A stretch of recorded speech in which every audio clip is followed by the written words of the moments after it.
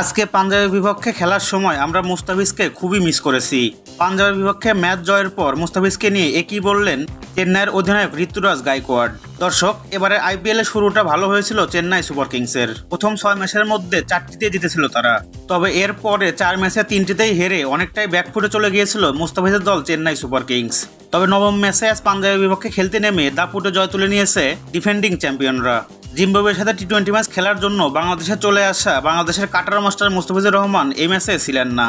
এদিন শুরুতে ব্যাট করতে নেমে দুর্দান্ত ব্যাটিং করে পাঞ্জাব কিংসে 167 রানের টার্গেট দেয় চেন্নাই সুপার কিংস। 167 রানের টার্গেটে পাঞ্জাব কিংস ব্যাট করতে নামলে শুরুটা মোটেও ভালো হয়নি। খুব সহজেই পাঞ্জাবের ব্যাটারদের অল আউট করে সহজে একটি জয় তুলে নিয়েছে চেন্নাই, যেখানে মুস্তাফিজের বদলি হিসাবে আজকে ম্যাচে নামা সামিরজিৎ সিং দুর্দান্ত বোলিং করে 2 উইকেট শিকার করেন। এছাড়াও দুর্দান্ত বোলিং করে 3 উইকেট তুলে নিয়ে ম্যান অব দ্য ম্যাচ হয়েছেন রবীন্দ্র জাদেজা। তবে ম্যাচ জয়ের পর সাংবাদিকের প্রশ্নে ঋতুরাজ গায়কোয়াড় বলেন, আমরা ম্যাচটি দুর্দান্তভাবে খুব সহজেই জয় পেয়েছি।